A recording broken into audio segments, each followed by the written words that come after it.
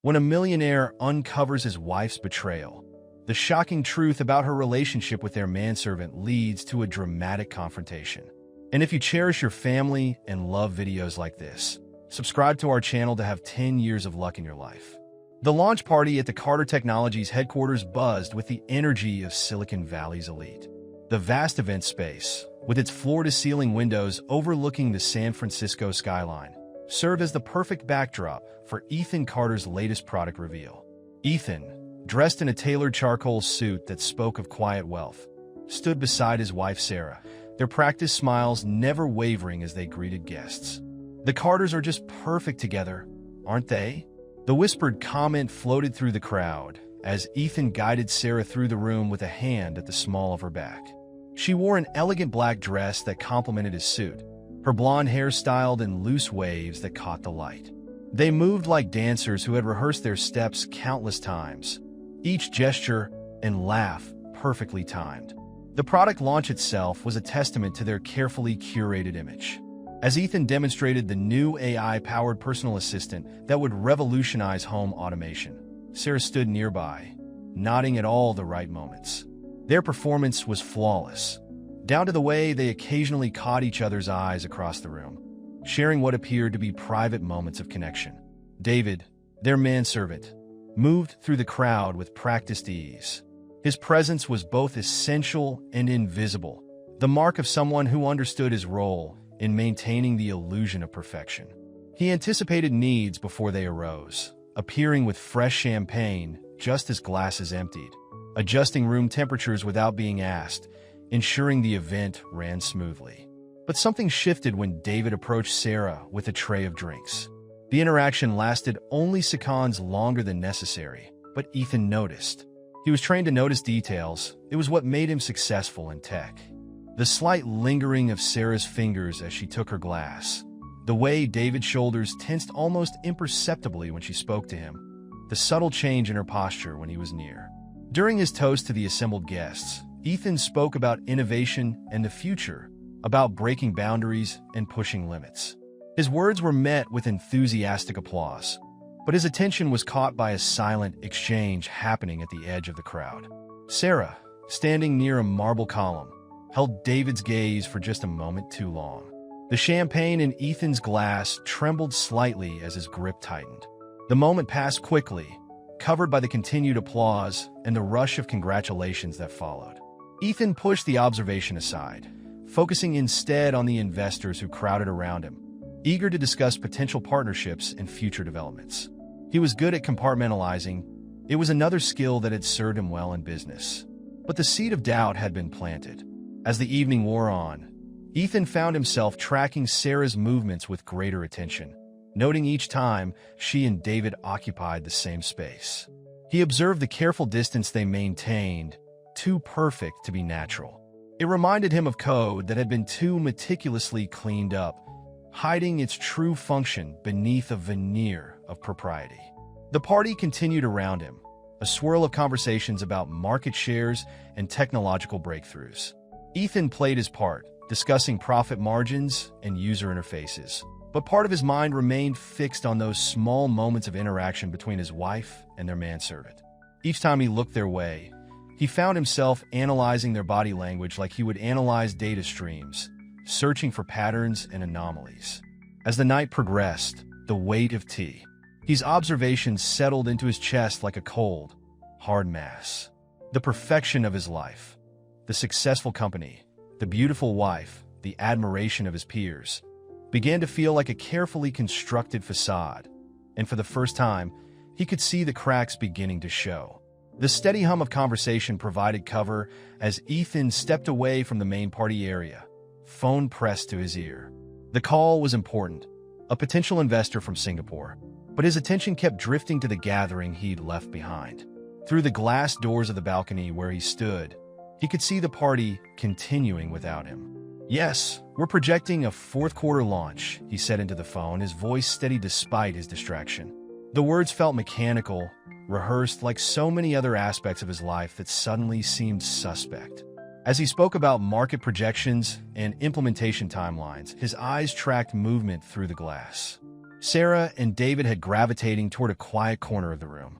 The space between them seemed charged with unspoken words. David leaned slightly forward, his head inclined towards Sarah as she whispered something that made him nod. Their bodies angled toward each other in a way that excluded the rest of the room. Even from this distance, Ethan could see Sarah's hand gesture animatedly as she spoke, a mannerism she usually reserved for conversations that truly engaged her. "I apologize," Ethan said into the phone, realizing he'd missed a question. "Could you repeat that?" The investor's voice faded in a background noise as Ethan watched David's hand brush Sarah's arm. A touch so brief it could have been accidental. Sarah didn't step away. Instead, she adjusted her posture, creating an intimate bubble in the crowded room.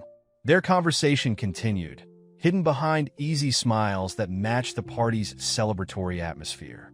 When the call finally ended, Ethan remained on the balcony, his phone a dead weight in his hand.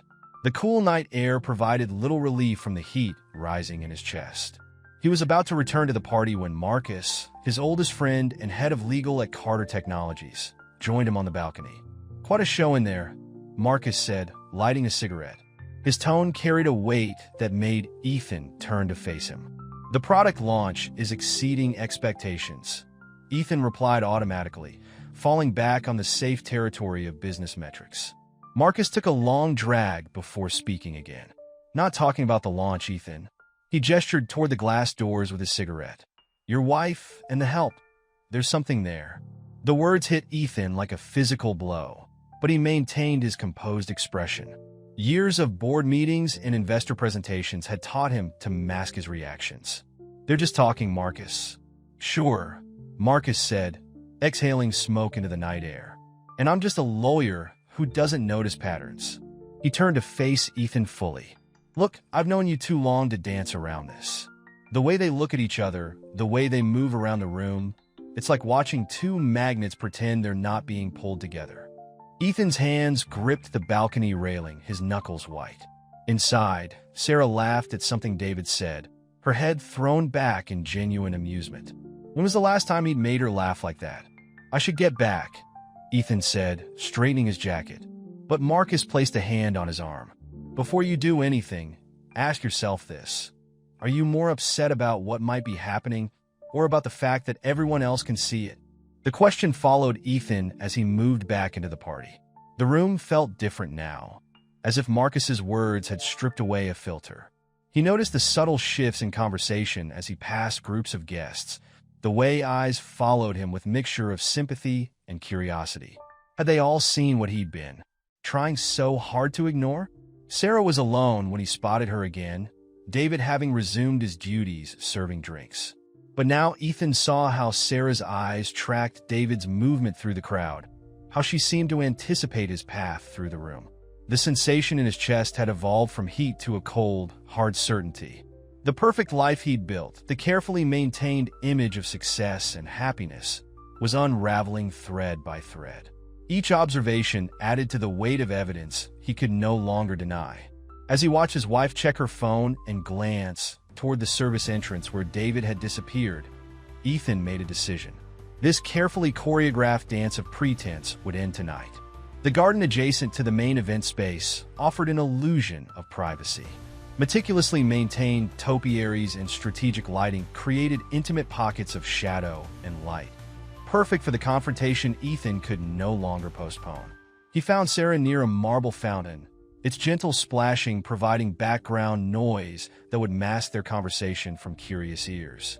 "We need to talk," Ethan said, his voice level despite the tension coursing through him. Sarah turned, her composure slipping for just a moment before her social mask slid back into place. "Now, we're in the middle of the launch party," she said, gesturing toward the glass doors that led back to the main event. "Yes, now." Ethan moved closer, maintaining enough distance to appear casual to any observers, but close enough to keep his voice low. "I want to know what's going on between you and David." The question hung in the air between them. Sarah's fingers tightened around her champagne glass, her knuckles whitening. "I don't know what you're talking about." "Don't." Ethan's voice carried an edge he rarely allowed himself to show. "I've seen the looks, the touches, the whispered conversations. How long has this been going on?" Sarah's composure cracked. She set her glass down on the fountain's edge with deliberate care before meeting his eyes. You want to have this conversation? Fine. Let's talk about how I've spent the last 5 years playing the perfect corporate wife, smiling at the right moments, laughing at the right jokes, being the perfect accessory to your success story. Is that what this is about? You feeling like an accessory? Ethan struggled to maintain his own composure. We built this life together, Sarah. No, you built this life. I just fitted myself into the spaces you left available. Sarah's voice trembled with emotion. She'd clearly been containing for a long time. David sees me. Not as Mrs. Ethan Carter. Not as the perfect hostess or the smiling face in your press photos. He sees me as I am. The sound of approaching footsteps drew their attention. David appeared at the garden's entrance, his presence both expected and intrusive. He moved toward them with the same quiet confidence he showed while serving drinks, but there was something different in his bearing now. "Mr. Carter," David said, dropping the servile manner he usually maintained. "I believe I should be part of this conversation." Ethan turned to face him, anger finally breaking through his controlled exterior. "Part of this conversation? You're my employee. You're here to serve drinks and maintain order, not destroy my marriage." "Your marriage?" David's voice carried a challenge. "Or your carefully constructed image of a marriage?" Sarah moved to stand closer to David, the action itself a confirmation of everything Ethan had suspected. "David understands something you never have, Ethan. Life isn't about maintaining perfect appearances or meeting societal expectations. It's about being authentic, about allowing yourself and others to be real. And this is your version of being real? Sneaking around with our manservant." Ethan's voice rose slightly before he caught himself. "Your manservant?" David's expression hardened. "That right there. That's part of the problem. You see me as a role, a function, not a person. Did you ever once consider that I might have thoughts, feelings, ambitions of my own? Or was I just another piece of your perfect life, like your smart home systems and your automated servants?" The conversation had shifted, expanding beyond the personal betrayal into something larger. David continued, his words measured but intense. "Do you know what it's like to be invisible? To stand in rooms full of powerful people who look right through you? To serve drinks to tech billionaires discussing AI, ethics, and social equality while treating their human staff like furniture?" Sarah placed a hand on David's arm, a gesture of support that made Ethan's stomach turn. "This isn't just about us, Ethan. It's about the walls we build between people, the arbitrary lines we draw based on wealth, status, race." David helped me see how artificial it all is. The garden's strategic lighting cast harsh shadows across their faces as they stood in this triangle of tension. Ethan looked between them, his wife and his employee, united in their criticism of the life he'd built. The perfect evening he'd planned, meant to showcase his latest technological achievement, had transformed into a spotlight illuminating the fractures in his personal life and his worldview. "So, this is your revolution?" Ethan asked, his voice bitter.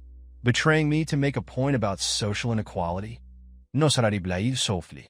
This is about being honest for the first time in years. About acknowledging that real connections don't care about social boundaries or corporate hierarchies." The sound of laughter from the main party drifted into the garden, a jarring reminder of the public face they were all expected to maintain. But here, in this carefully manicured corner of Ethan's perfect world, those expectations had crumbled, leaving only the raw truth of their situation exposed under the garden lights. The raised voices from the garden began drawing attention. Party guests drifted toward the glass doors, their curiosity barely concealed behind polite expressions. Through the growing crowd, Ethan could see Marcus trying to direct people away, but the scene had already captured too much interest to be contained. A small group of tech journalists invited for the product launch had positioned themselves strategically near the entrance, their phones partially raised. In the age of instant media, Ethan knew this confrontation would soon become public fodder, regardless of how it ended. "Perhaps we should continue this discussion somewhere more private," Ethan suggested, his entrepreneur's instinct for damage control kicking in. "Why?" David's question carried a sharp edge. "Worried about your image? About what your investors might think when they see the real Ethan Carter?" The growing audience only seemed to embolden David.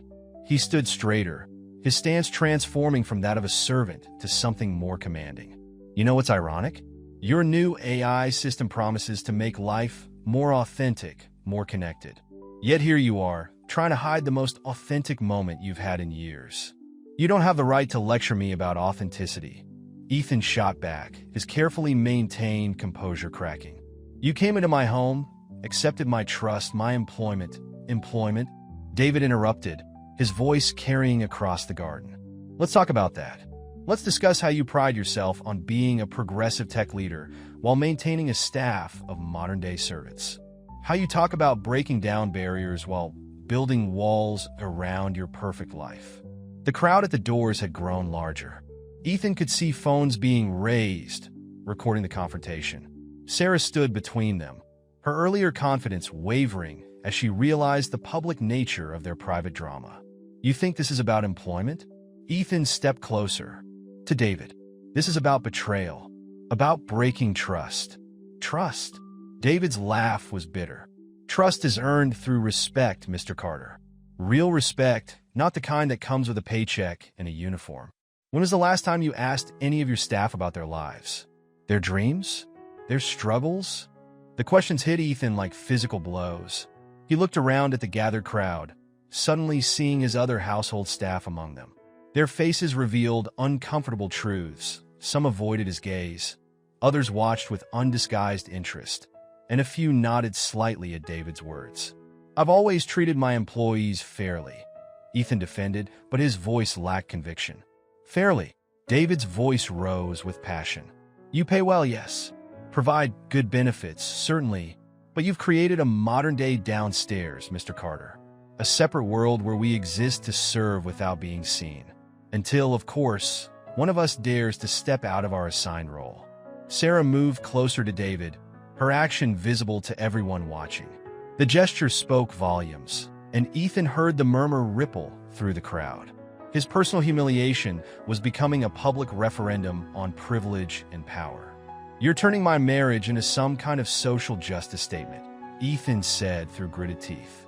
No, David replied, his voice carrying a weight of conviction that commanded attention. Your marriage was already broken by the same walls you built around everything else in your life. Sarah and I, we're just the first crack in that perfect facade you've maintained. The crowd had grown silent, watching the exchange with the same intensity they'd shown during the product launch earlier. But this wasn't a carefully scripted presentation. This was raw, real, and completely beyond Ethan's control. You talk about innovation, David continued, addressing both Ethan and the watching crowd. About changing the world through technology. But what about the human element? What about the barriers we maintain in the name of tradition, propriety, social order? Ethan looked at Sarah, seeking any remnant of their shared life, but found her gaze fixed on David, her expression a mixture of admiration and relief. The perfect wife he'd thought he had was gone, replaced by someone he barely recognized, someone who seemed more alive, more real in her imperfection. The garden, designed for quiet conversations and strategic networking, had become a stage for a drama that would undoubtedly dominate tomorrow's tech blogs and social media. Ethan Carter, celebrated innovator and Silicon Valley success story, stood exposed not just as a betrayed husband, but as a symbol of the very inequality his industry claimed to be dismantling. As the crowd gradually dispersed, carrying whispers and recorded footage of the confrontation, Marcus guided Ethan to his private office, a glass-walled sanctuary now serving as a refuge from the imploding party below. The space, usually a symbol of his success, felt suddenly hollow. You need to get ahead of this, Marcus said, pulling up social media feeds on his tablet. #CarterDrama is already trending. The tech blogs are having a field day. He slid the tablet across the desk, but Ethan waved it away. Let them talk, Ethan said, staring out at the San Francisco skyline. The city lights blurred through the glass, matching his internal confusion. Marcus poured 2 glasses of scotch from the office bar, setting one in front of Ethan. This isn't just about your marriage anymore. David turned it into a social commentary. The media is painting him as a working-class hero challenging Silicon Valley elitism. A hero, Ethan laughed bitterly, finally turning from the window. He slept with my wife. And that's exactly why you need to listen to me right now. Marcus leaned forward, his lawyer's instincts kicking in. This story can go two ways. Either you're the tech mogul who lost his wife to the help, or you're a leader who faces hard truths and grows from them. The scotch burned Ethan's throat as he considered Marcus's words. On his office walls, magazine covers featured his carefully crafted image. The innovative leader, the progressive thinker, the perfect husband. Each one now seemed to mock him. What hard truths? Ethan asked, though part of him already knew the answer. Marcus set his glass down carefully. When was the last time you really looked at your life, Ethan? Not the success metrics, not the stock prices, but the actual substance of it. The question hung in the air, heavy with implication. Ethan's mind wandered to earlier that evening, before everything fell apart. He'd been so focused on the product launch, on maintaining the perfect image, that he'd missed the obvious signs of his crumbling marriage. David was right about one thing. Marcus continued, his tone gentler now. You built walls? Not just around your marriage, but around everything. You automated your home, but forgot about the human connections inside it. Outside the office, they could hear the party winding down, the murmur of departing guests mixing with the clicks of camera shutters. The media vultures were circling, waiting to see how Silicon Valley's golden boy would handle this very public fall from grace. Sarah, Ethan started, then stopped, realizing he didn't know how to finish that sentence. What could he say about a woman he thought he knew, but clearly didn't understand at all? Look happy tonight, Marcus finished for him. Not the practice smile she wears at your events. Actually happy. When was the last time you saw that? The question hit Ethan like a physical blow. He tried to remember, scrolling through mental images of corporate events, charity galas, product launches. Each memory showed Sarah performing her role perfectly. But that spark of genuine joy he'd seen tonight when she stood with David? He couldn't remember the last time he'd caused that. The press will want a statement, Marcus said, returning to practical matters. They'll want to know how the champion of AI ethics handles human complexity in his own home. They want to see me fall, Ethan replied, understanding finally dawning. The perfect life they've envied is cracking, and they want to watch it shatter. No, Marcus leaned back, studying his friend. They want to see if you're real. If behind all the success and innovation, there's an actual human being who can acknowledge mistakes, feel pain, learn, and grow. The weight of this realization settled over Ethan. His entire career had been built on pushing boundaries, challenging conventional thinking. Yet in his personal life, he'd clung to traditional structures, hierarchies, and appearances with an almost desperate intensity. His phone buzzed continuously with notifications, messages from board members, investors, friends. The story was spreading, gaining traction, being shaped by outside forces. But for the first time in years, Ethan wasn't thinking about market perception or brand management. What matters more? Marcus asked quietly. Maintaining the illusion of perfection or finding something real? The question echoed Sarah's earlier words about authenticity, about being seen for who she really was. Ethan stood, moving to the window again. Below, he could see Sarah and David leaving together, their figures small but distinct in the building's exterior lighting. They didn't sneak away or try to hide. They walked openly, confidently, already breaking down the barriers he'd spent years maintaining. After hours of damage control meetings and ignored phone calls, Ethan found himself walking through his empty mansion, footsteps echoing in spaces that suddenly felt too large, too sterile. His home automation system activated lights as he moved, an ironic reminder of how he'd prioritized technological perfection over human connection. He found Sarah and David in the their garden courtyard, sitting close together on a bench near the koi pond. The scene felt like a deliberate echo of countless corporate parties where they'd all played their assigned roles. But now the roles had shifted, leaving Ethan feeling like the intruder in his own home. "We need to talk," Ethan said, his voice carrying across the manicured lawn. Both Sarah and David looked up, their postures changing, but neither moving away from the other. The intimacy of their position felt like a physical blow. "I think we've talked enough for one night," Sarah replied, but her tone lacked its earlier anger. She seemed tired now, but also somehow lighter, as if unburdened by the weight of pretense. "No." Ethan moved closer, maintaining a careful distance. "We haven't talked at all. Not really. Not in years." The admission cost him something, but Marcus's words about authenticity echoed in his mind. David straightened, his servant's posture completely gone now. "Mr. Carter?" "Ethan," he corrected automatically, the formality suddenly seeming absurd given their situation. "If you're sleeping with my wife, you might as well use my first name." Sarah flinched at the bluntness, but David held Ethan's gaze. "Ethan," he acknowledged, "this isn't just about Sarah and me.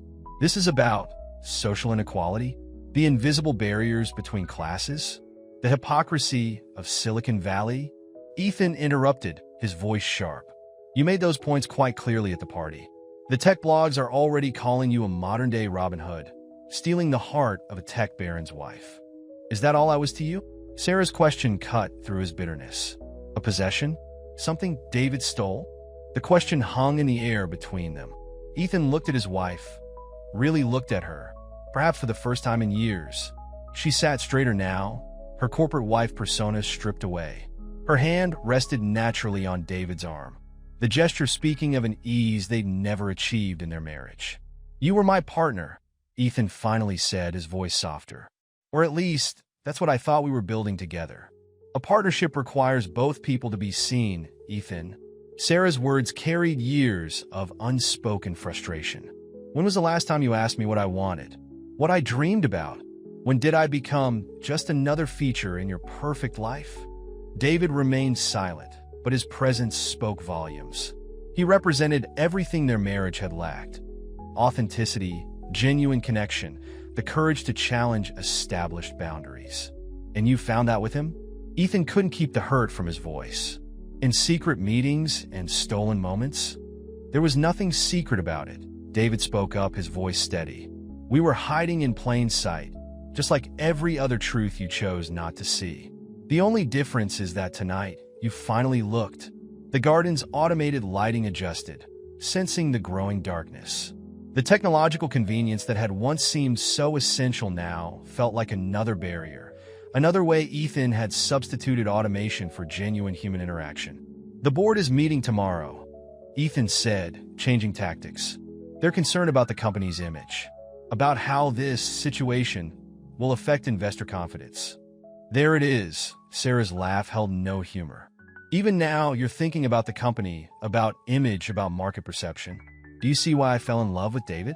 He sees me as a person, not a corporate asset." The words stung, but Ethan forced himself to hear them, really hear them. He looked at David, the man who had shattered his perfect world, and saw not an employee or a rival, but a mirror reflecting all his own failings. "What do you want?" he asked, directing the question to both of them. It was perhaps the first genuine question he'd asked in years, unburdened by expectations or ulterior motive. "This." The silence that followed felt heavy with potential. In the distance, Ethan could hear his phone buzzing again. Probably more crisis management calls, more demands for statements and explanations. But here in his carefully maintained garden, surrounded by the ruins of his carefully maintained life, none of that seemed to matter anymore. The emptiness of the house struck Ethan with physical force as he entered his home office. Sarah had left with David, their departure marked only by the quiet click of the front door and the automated security system's cheerful notification. Front door accessed at 11:42 p.m. Scattered across his desk were remnants of their life together. Photographs from charity galas, tech conferences, vacation homes. Each image now seemed like a carefully staged production. Sarah's smile, practiced and perfect, never quite reached her eyes. Ethan picked up a frame from their 5th anniversary party, studying it with new awareness.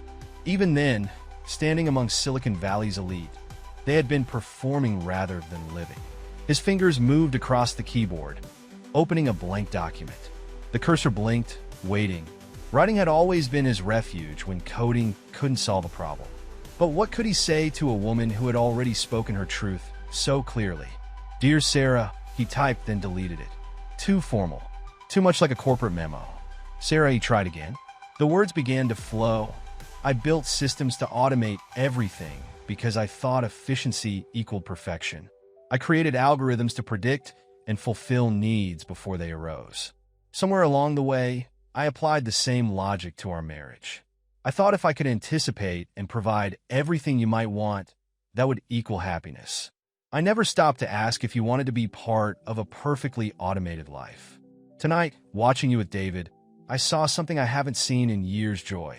Not the programmed happiness we've been performing, but real, unfiltered emotion.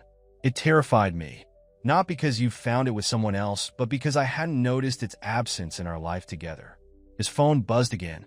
The screen displayed notifications from major tech publications. Breaking: Carter Technology CEO's personal life crashes during product launch. Silicon Valley's perfect couple. The automated marriage that failed. Class warfare in tech. When the help becomes the heart, social media was having a field day. Video clips from the party circulated, each one dissected and analyzed. Twitter threads spun elaborate theories about the symbolism of a tech titan's wife falling for their AI-managed home's human servant. The irony wasn't lost on anyone. Ethan returned to his letter. The media will paint this as a scandal. They'll search for symbolism in how my attempt to perfect human experience through technology failed to perfect my own human connections. They'll be right, but not for the reasons they think. The truth is simpler and harder to face. I forgot that real relationships can't be optimized like code. They're messy, unpredictable, and require constant attention. Not the kind that comes from sensors and algorithms, but the kind that comes from being present, being vulnerable, being human. David didn't steal you. He simply showed you what I'd forgotten how to give: authenticity. While I was building walls of wealth and technology to protect our perfect life, you were suffocating inside them. His security system pinged, alerting him to movement at the gate. Paparazzi had begun gathering, hungry for images of the fallen tech titan. The irony was sharp. His need for privacy had led him to build these sophisticated security systems, yet they couldn't protect him from the most intimate kind of invasion. Opening another window on his computer, Ethan watched as various news sites began publishing their takes on the evening's events. The headlines grew more sensational by the minute. AI pioneer loses wife to human touch, the Carter affair. When Silicon Valley's automation dreams meet human reality, downstairs/upstairs in the digital age. A modern tech tale, each story seemed to mine their personal tragedy for broader social commentary. His PR team had already sent suggestive responses, carefully crafted statements about privacy and personal growth. But as Ethan returned to his letter, he realized the futility of trying to control this narrative. "I won't fight this," he continued writing. "Not in the press, not in the courts, not in our social circle. You found something real with David, something I forgot to nurture in my pursuit of perfection. The technology one created was meant to enhance human connection, not replace it. The irony of failing to apply that principle in my own life isn't lost on me. Perhaps this very public humbling is exactly what I needed. A reminder that the messiest human emotions can't be optimized, automated, or controlled. They can only be felt, expressed, and honored. I'm sorry I forgot how to do that with you." As he sat back, the cursor still blinking at the end of his unsent letter, Ethan realized he had no idea how to reach Sarah now. The woman he'd thought he knew so well had transformed into someone else entirely. Someone more real, more alive, and completely beyond his carefully controlled world. The security system announced Sarah's return at 3:47 a.m. with the same cheerful tone it used for everything. Ethan heard her footsteps in the hallway, no longer trying to be quiet, no longer playing the role of the careful wife. She found him in the kitchen, sitting in darkness, the blue light of his phone illuminating his face. "You've seen the headlines," Sarah said. It wasn't a question. She moved to the counter, her familiar gesture of making tea now somehow foreign in its casualness. "Tech Titan's AI empire crumbles as human drama unfolds," Ethan quoted from memory. "They're getting creative with the metaphors." Sarah's laugh held no humor. "I came to get some things," she said, turning to face him. In the dim light, she looked both stronger and more vulnerable than he'd ever seen her. "But we should talk first. Really talk. No cámaras." no audience, no performances. About how you fell in love with our manservant? The bitterness in his voice surprised even him. About how I fell out of love with an illusion, Sarah corrected, her voice steady. About how I spent years playing a role in your perfect life until I forgot who I was beneath the performance. The kitchen's motion sensors finally registered their presence, gradually raising the lights to their preferred evening setting. Another automated comfort that suddenly felt intrusive. Override lights, Ethan commanded. Set to 20%. The artificial brightness dimmed, leaving them in a more honest darkness. When did it start? He asked, dreading but needing to know. The affair? 6 months ago. Sarah's directness was new, another layer of pretense stripped away. But the distance between us? It started years ago, Ethan. Every time you solved a human problem with technology.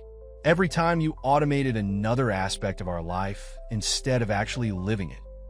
I gave you everything, Ethan protested, but the words sounded hollow even to him. You gave me a perfect life, Sarah agreed. Perfect house, perfect schedule, perfect image. Everything except the mess and chaos and beauty of real human connection. She paused, gathering thoughts. Do you know what attracted me to David? Ethan flinched, but Sarah continued. He noticed when the automation failed, when the coffee maker produced the perfect temperature, but I actually wanted it hotter. When the climate control kept the room at optimal conditions, but I was still cold. He noticed me, Ethan, not as a component in your perfect system, but as a person. And the emotional affair became physical, Ethan stated flatly. Is. Sarah's honesty cut deeper than any evasion could have. But it was never just physical.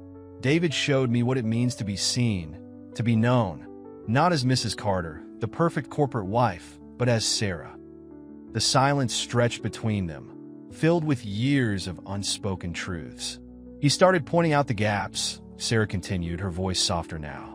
Not in your technology, that's always perfect, but in our humanity, how we'd stop touching naturally because the house anticipated our needs.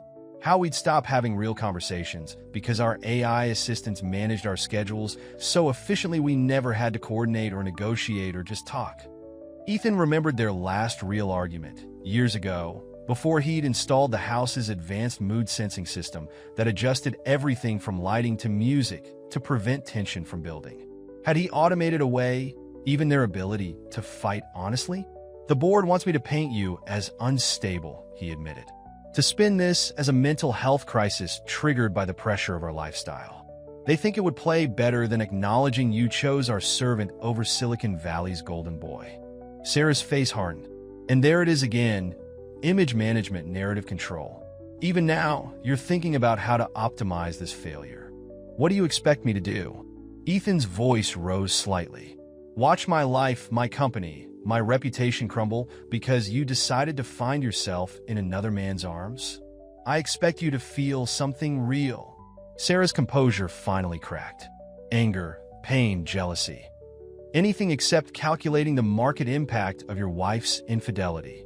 The outburst hung between them, raw and honest in a way their interactions hadn't been in years. For the first time since the revelation at the party, Ethan felt something break through his analytical approach to the crisis. A surge of pure, unprocessed emotion that no algorithm could optimize away. The kitchen's ambient lighting continued its gentle glow, indifferent to the emotional storm brewing within its perfectly regulated environment. Ethan's hand hovered over the smart panel, fighting the urge to adjust something, anything, to regain some sense of control. I think, he said carefully, pulling his hand back, we need a break.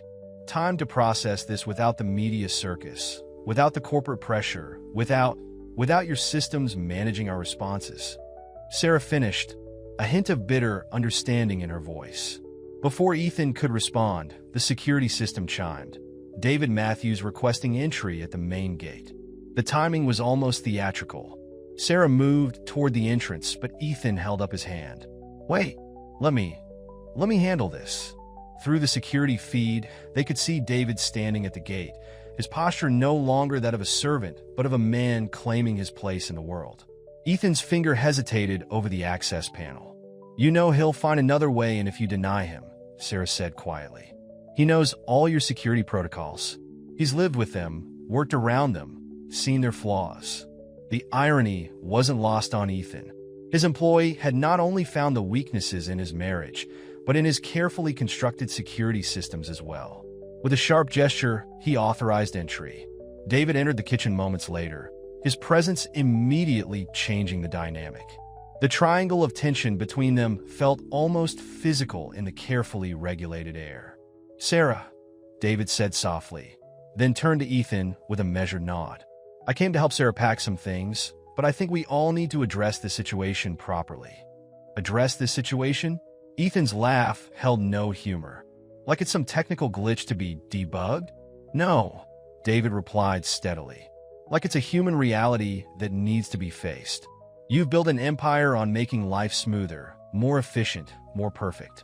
But real life, REA-L relationships, they're meant to have friction. They're meant to be challenging."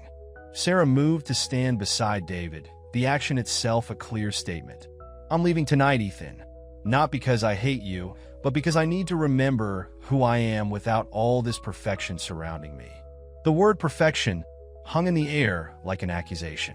Ethan watched as David placed a supportive hand on Sarah's shoulder, the gesture natural and unthinking.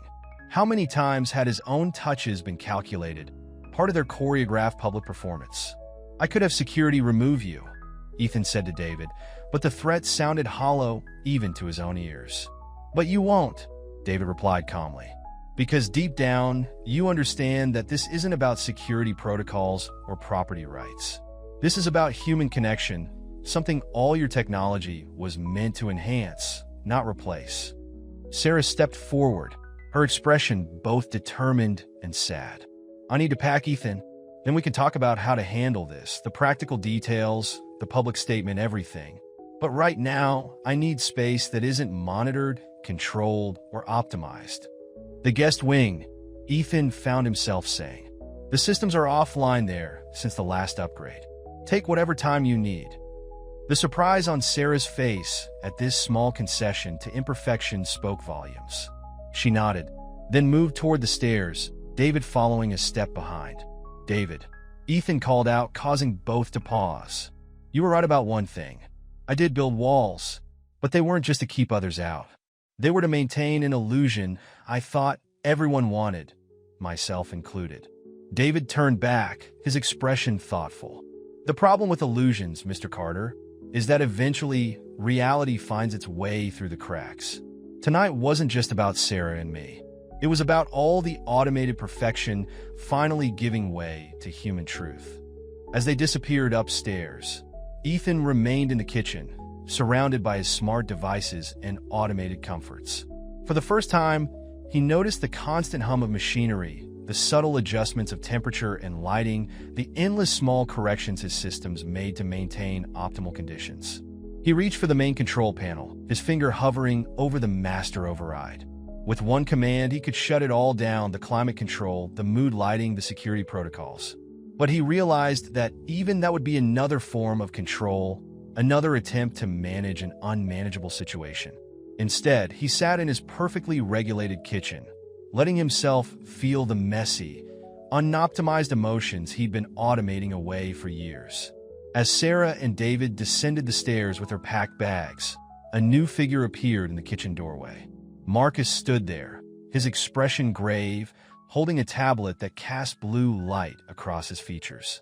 "We need to talk," Marcus said, but his eyes weren't on Ethan. They were fixed on David. "All of us. Whatever legal threats you're here to deliver," David began, but Marcus cut him off. "This isn't about legal threats." Marcus placed the tablet on the kitchen counter, sliding it toward them. "This is about the truth. The whole truth." On the screen was an investment portfolio, complex, comprehensive, and familiar to Ethan. It was the kind of document he reviewed daily, except this one bore David's name. Not as an employee, but as a major stakeholder in several competing tech companies. "You're not just a servant," Ethan said slowly, the pieces falling into place. "You're a plant." David's posture shifted subtly, his hand dropping from Sarah's back. The servant's demeanor that had already begun to fade now vanished completely, replaced by something harder, more professional.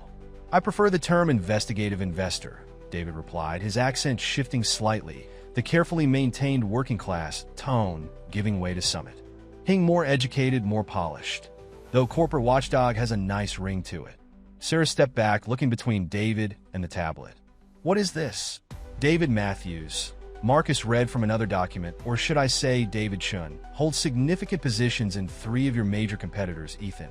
He's been investigating tech companies from the inside for years, exposing what he calls the human cost of digital perfection. The kitchen's ambient lighting seemed to pulse with the tension in the room. Sarah's face had gone pale, her packed bags forgotten at her feet. Was any of it real? She whispered to David. David's expression softened as he turned to her. The feelings were real, Sarah. You were never part of the investigation. You were. He paused, searching for words, an unexpected variable in an otherwise calculated equation. How poetic, Ethan said bitterly. You came to expose my company's hypocrisy and found my wife's unhappiness a convenient bonus? I came to understand how the man who claims to enhance human connection through technology treats the humans closest to him, David corrected. Your wife's unhappiness wasn't a bonus. It was evidence. Evidence that all your perfect systems, all your automated solutions, all your technological innovations were creating walls instead of bridges. Sarah sank into a kitchen chair, her composure cracking. So, I traded one man's manipulation for another's? No. David moved toward her, but she held up a hand to stop him. Sarah, everything between us was genuine. Yes, I had an agenda with Carter Technologies, but falling in love with you wasn't part of it. Love? Ethan's laugh was harsh. You're a corporate spy who seduced my wife to prove a point about technology? I'm an advocate who exposed how your pursuit of digital perfection has created a new class system, David shot back. The servants who maintain your automated paradise while the masters live in carefully regulated comfort. Tonight wasn't just about your marriage, Ethan. It was about pulling back the curtain on the whole illusion. Marcus cleared his throat. The story breaks in full tomorrow. Every major tech publication has it. The corporate infiltration, the investigation, everything. They're calling it the Carter Deception. The irony of the situation struck Ethan with physical force. He had spent years building systems to predict and prevent every possible problem. Yet he had missed the human deception playing out under his own roof. So what happens now? Sarah asked, her voice small but steady. Was I just collateral damage in your corporate expose? David moved to kneel beside her chair, his carefully constructed servant's persona completely gone. You were the unexpected truth in my planned deception. I came here looking for evidence of corporate hypocrisy, but I found something more important. Proof that genuine human connection can't be replicated or regulated by any system, no matter how perfect. The kitchen fell silent save for the gentle hum of Ethan's automated systems, still faithfully maintaining optimal conditions in a room where nothing was optimal anymore. The 4 of them stood frozen in this moment of revelation. Ethan with his shattered illusions, Sarah with her complicated truths, David with his exposed deception, and Marcus witnessing it all. Tomorrow, Marcus said quietly, this becomes public. The media will tear apart every aspect, the corporate espionage, the love affair, the social commentary. They'll make it about technology versus humanity, about class warfare in the digital age, about the price of perfection. But tonight, David added, looking between Sarah and Ethan, it's still about the 3 of us. About the lies we told ourselves and each other. About what's real beneath all the perfection. The security system chimed softly, announcing the arrival of dawn with the same cheerful efficiency it announced the very thing. In the growing light, they all looked at each other, stripped of pretense, automation, and carefully maintained images. The perfect life Ethan had built lay in ruins around them, but in its place stood something else, something messy, painful, and undeniably real. The question now wasn't about controlling the narrative or managing the fallout. It was about what they would choose to build from the ashes of their automated paradise.